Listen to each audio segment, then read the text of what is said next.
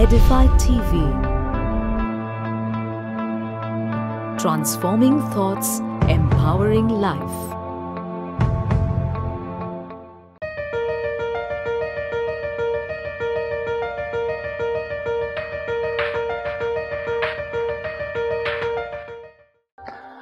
Today we will discuss an amazing topic called as married forever. This concept is designed for married couples, this is designed for engaged couples, and for those singles who want to get engaged and eventually get married. आप लोगों ने observe किया है कि शादी के start में, शादी के कुछ वक्त पहले और शादी के तुरंत बाद कपल बहुत एक्साइटेड होता है, कपल बहुत खुश होता है, बट ये एक्साइटमेंट स्लोली कम हो जाती है और लाइफ में कुछ और चीजों को प्रायोरिटी मिल जाती है. कोई भी रिलेशनशिप एट द स्टार्ट बहुत अमेजिंग होती है, बहुत एक्साइटमेंट होता है, बहुत अच्छा कम्युनिकेशन होता है, बहुत अच्छी अंडरस्टैंडिंग होती है, बट विथ टाइम वो एनर्जी, वो कम्युनिकेशन कम हो जाता है. आप ऑब्जर्व करते हो कि लाइफ में प्रायोरिटीज चेंज हो जाती हैं और अभी रिलेशनशिप में उतना एक्साइटमेंट नहीं है, उतना कम्युनिकेशन, उतना अंडरस्टैंडिंग, पहले जैसा मजा नहीं है. आज का सेशन इस बारे में है कि क्या करे, क्या सोचे कि ये एक्साइटमेंट, ये मजा, ये अंडरस्टैंडिंग, ये कम्युनिकेशन फॉरएवर रहे. So let us start with our concept today. Married forever. Let us see the journey till date. So every couple, before they become a couple, there is a journey. The journey starts with stage 1, being single. आप single हो, कोई responsibility नहीं है, कोई accountability नहीं है और आप अपने लाइफ में वो सब कुछ करते हो जो आपको चाहिए. स्टेज 2, आपको लगता है कि लाइफ में कोई और होना चाहिए, and then start the search और the courtship period.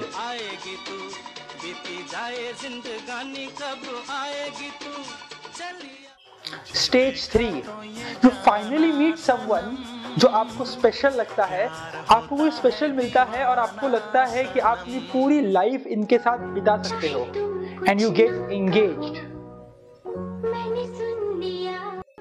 Stage 4, now you know the person and you have decided to tie the knot.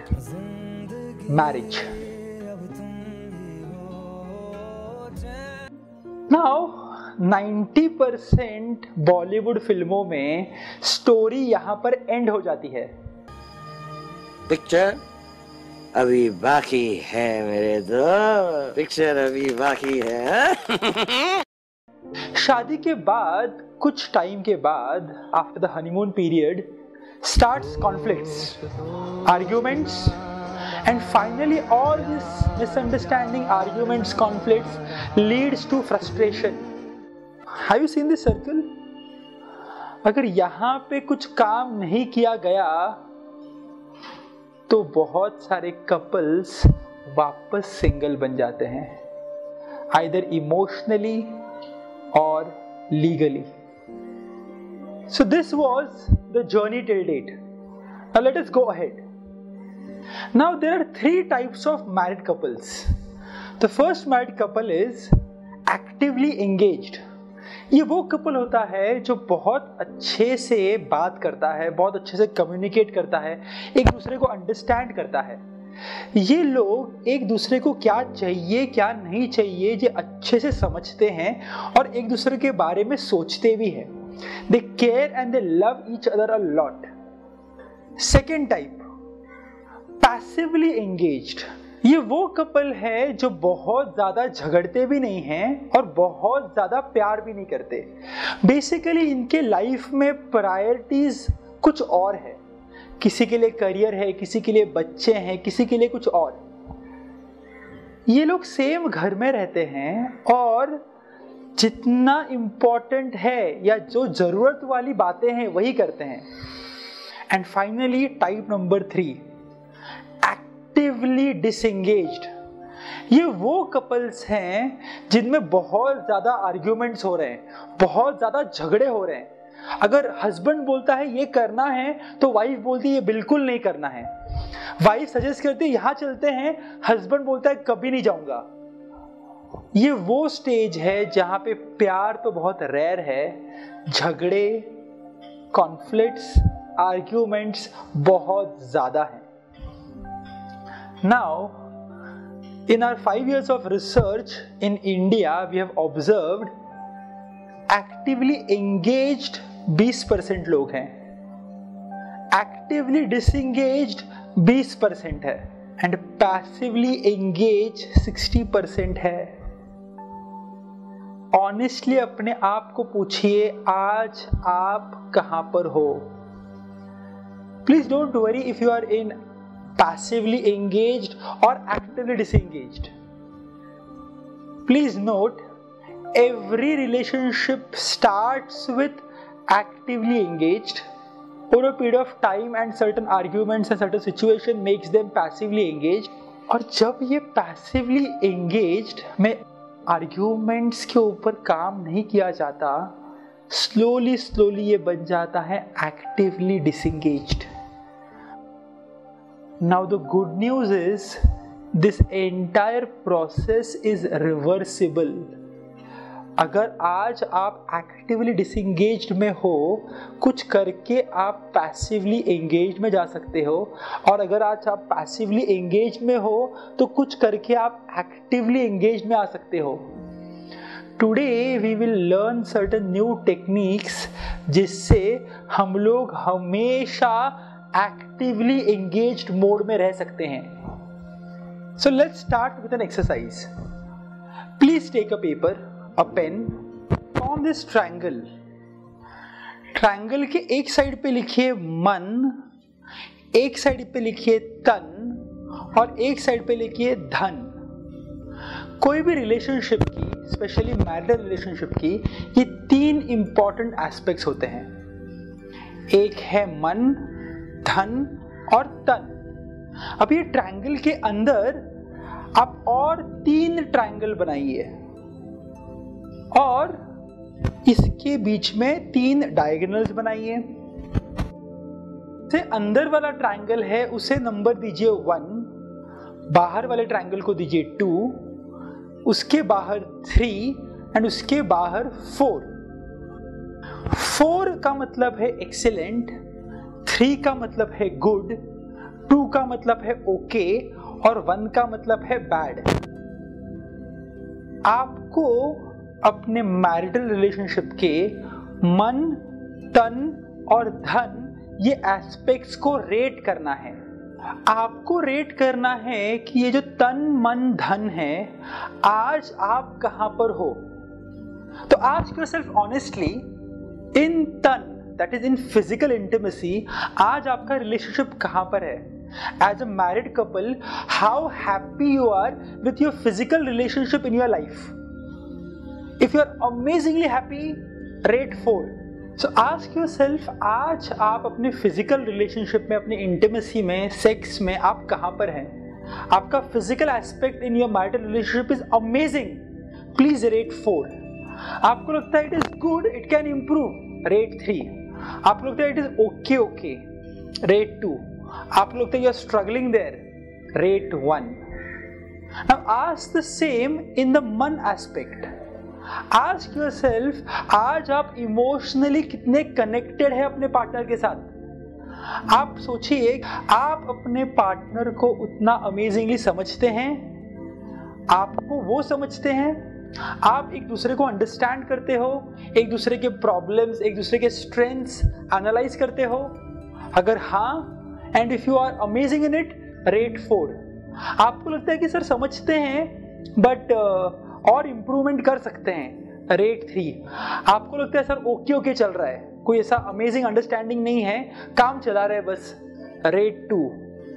And if you are struggling कि आप X बोल रहे हो, सामने वाले को Y लग रहा है, सामने वाला कुछ अच्छा करने जा रहा है, आपको बुरा लग रहा है, rate 1. Now the third aspect, धन. Find out where you are as a couple in the wealth aspect of your marriage. How is your income? और फाइंड आउट कीजिए कि आपका धन वाला जो एस्पेक्ट है, वेल्थ वाला एस्पेक्ट, वो कैसा है. Finances matter a lot in a marital relationship. अगर आपके पास प्रॉपर फाइनेंसेस होंगे तो आप अपने रिलेशनशिप में बहुत सारी चीजें ऐसे कर सकते हैं जो रिलेशनशिप को और हेल्प करती हैं. For example a date, a small vacation, a long vacation. बहुत सारी चीजें ऐसी करना जिससे आप और क्लोज आ सकते हो. इसीलिए you have to find out आप अपने धन वाले एस्पेक्ट में कहां पर हैं. अगर आपको लगता है कि you are earning good enough, you are saving good, you are investing good, you are creating assets, please mark 4. आपको लगता है अच्छा है और इंप्रूव कर सकते हैं, 3. ओके चल रहा है, मतलब महीने के एंड में बहुत ज्यादा प्रॉब्लम हो जाते हैं, तो 2. और बहुत स्ट्रगल है, जितना हमारा इनकम है उससे ज्यादा खर्चा है, देन प्लीज मार्क 1. बेसिकली आप लोगों ने अभी जो मार्किंग की है अपने तन में, अपने मन में और अपने धन में, ये मार्किंग करते वक्त आप इंडिविजुअली कीजिए. तो हस्बैंड अलग करेंगे, वाइफ अलग करेंगे. ये जो मार्किंग आपने की है ये आपका परसेप्शन है आपके करंट मैरिटल लाइफ का. प्लीज नोट, किसी का 3 किसी दूसरे के 4 से बेटर है या कम है, ऐसा नहीं है. ये आपका खुद का परसेप्शन है. बट ये जो आपने मार्किंग अभी की है ये आपको बताता है कि आज आप अपने मैरिड लाइफ में कहां पर हैं. ये जो रेटिंग आपने दिया है, can we say that this is our present married life. हम लोग क्या चाहते हैं? तो आई एम श्योर आप लोगों में से कुछ लोगों ने 3, 2, 1 या 4 भी मार्क किया होगा. जो भी आपने मार्किंग किया है तन, मन और धन में, आप एक्चुअली में चाहते हो कि ये तीनों सेक्टर में हम दोनों 4, 4, 4 रहे. मगर आज 4, 4, 4 है नहीं, आज आइदर 3 है या फिर कहीं पे 2 है, और कुछ केसेस में 1 भी हो सकता है. यहां से 4, 4, 4 जाना चाहते हैं, जा नहीं पा रहे. अच्छा, ये जो आपने अभी रेटिंग दिया है ना, ये रेटिंग आज का रेटिंग नहीं है. मतलब this is not a rating for today. जैसे फॉर एग्जांपल सुबह आपका झगड़ा हो गया तो आज आपने इमोशंस में या मन में आपने 2 मार्क कर दिया. आपका कुछ लॉस हो गया तो आपने धन में 1 मार्क कर दिया. ये आज की बात नहीं कर रहे हैं हम लोग. ये जो रेटिंग है ये अभी कुछ महीनों से और कुछ केसेस में तो कुछ सालों से सेम चल रही है. तो physical intimacy is okay for now more than a year. Emotional understanding is good for more than 3 years. We are struggling with our finances for more than 5 years. Please note, ये rating हम सब लोग change करना चाहते हैं but ये change नहीं हो रही. और इसके लिए we have to understand the concept of past, present and future. Whatever rating you have given is nothing but your present. हम सब लोगों को लगता है कि हमारा जो पास्ट है वो हमारे प्रेजेंट को इन्फ्लुएंस करता है और हमारा जो प्रेजेंट है वो हमारे फ्यूचर को इन्फ्लुएंस करता है. जो चीज़ें हम लोगों ने पास्ट में की उसकी वजह से मेरा प्रेजेंट बना, और जो मैं प्रेजेंट में कर रहा हूँ इससे मेरा फ्यूचर बनेगा. Now this is absolutely wrong. हमारा पास्ट हमारे प्रेजेंट को इन्फ्लुएंस नहीं कर रहा है. रियलिटी में हमारा फ्यूचर हमारे प्रेजेंट को इन्फ्लुएंस कर रहा है. I will give you an example. आज आप अभी बैठे हो, जस्ट इमेजिन करो आपको अभी के अभी एक मेल आया एडिफाई टीवी से सेइंग दैट आज से 10 दिन बाद आपको और आपके स्पाउस को एक कपल टिकट फ्री दिया जाता है यूरोप का. All travel, all accommodation sponsored by Edify TV. 10 दिन बाद आप फ्लाई करोगे, 5 दिन का यूरोप ट्रिप दिया जाएगा लंदन, एम्स्टर्डम, पेरिस, स्विट्जरलैंड और वापस आपको एक दिन लंदन आना है। नाउ जैसे ही आपको ये मेल आएगा, आप मुझे बताइए आपका एक्साइटमेंट कभी से शुरू होगा? राइट नाउ, जैसे आपने मेल देखा, आपका दोनों का एक्साइटमेंट शुरू हो गया। आप दोनों बहुत खुश हो गए और आप दोनों प्लानिंग करना शुरू कर दिया, क्या क्या करना है, क्या क्या शॉपिंग करेंगे, क्या क्या लेके जाएंगे, कहाँ कहाँ घूमेंगे। ऑलरेडी आपने सोचना शुरू कर दिया है, लंदन में मुझे वहां जाना है, पेरिस में मुझे वो करना है। आप जब ये सोचते हो, आपको बहुत अमेजिंग फील होता है और आपका एक्साइटमेंट बढ़ जाता है। अभी इसी एक्साइटमेंट में आप दोनों में एक अनबन हो गई। आप उतना ज्यादा अपसेट होंगे क्या? नहीं, आप वो अनबन को इग्नोर कर देंगे। आप दोनों में कोई आर्ग्यूमेंट हो गया, आप वो आर्ग्यूमेंट को और खींचेंगे नहीं, क्योंकि आप दोनों को मालूम है हम दोनों को घूमने जाना है। और वो एक्साइटमेंट में आज छोटे छोटे अपसेट, छोटे छोटे आर्ग्यूमेंट उतने मायने नहीं रखेंगे। आप स्लोली छोटी मोटी चीजों को इग्नोर कर दोगे, क्योंकि आपके सामने एक बहुत अमेजिंग फ्यूचर है। एक बात बताऊं मैं आपको, जब आप इतना एक्साइटेड हो ना, कल परसों में, आप हो कहां पर? आप दोनों हो इंडिया में ही, बट आपके फ्यूचर में यूरोप आ गया है, तो आपका आज का प्रेजेंट बहुत एक्साइटिंग हो गया है। See please note, this is so true. शादी से पहले आप दोनों कितने खुश थे ना, शादी होने वाली है, शादी होने वाली है, ये करेंगे, वो करेंगे, ऐसा करेंगे, वैसा करेंगे, घूमने जाएंगे। एक्चुअली में वो फ्यूचर हुआ नहीं था, बट वो फ्यूचर के बारे में सोच सोच के आपका प्रेजेंट कितना अमेजिंग था ना। तभी इतने झगड़े नहीं हुआ करते थे, तभी इतने आर्ग्यूमेंट्स नहीं थे, तभी सेम प्रॉब्लम हो तो हम लोग इतना गुस्सा नहीं करते थे जितना आज करते हैं। Please note, when the future is amazing, your present is exciting. So जो हम लोग हमारे फ्यूचर के बारे में सोचते हैं, वो हमारे इमोशंस को हमारे प्रेजेंट में इन्फ्लुएंस करता है। From this example we have seen that our future influences our present. अगर हमारा फ्यूचर में कुछ एक्साइटिंग रहेगा तो प्रेजेंट में बहुत अच्छा फील होता है। Let us extend the same example. आप 10 दिन बाद यूरोप के लिए फ्लाई कर लिए। अकॉर्डिंग टू द प्लान आपने पूरा टूर कर लिया। 5th डे को आप वापस लंदन आ गए सुबह 7 बजे, रात को 11 का फ्लाइट है। मुझे बताइए सुबह 7 बजे कैसा फील होगा? डल फील होगा, वापस आने का मन नहीं करेगा। एक बात बताइए, आप ये 5वें दिन है कहां पर? आप लंदन में हैं। प्लीज नोट, आज आप कहां पर हो ये मैटर नहीं करता, आप कहां जाने वाले हो ये बहुत मैटर करता है। Whenever something bad has happened to us in the past and similar situation comes in the future, we always relate the future situation with our past. For example, मैंने स्टॉक मार्केट में invest किया था past में and I lost miserably. I lost 1.5 lakh rupees in a day. Whenever in the future there is a new opportunity coming up in the stock market, I would always relate to my past and I will not grab that opportunity. हम लोगों ने ना relationship में भी ऐसे ही कर लिया है।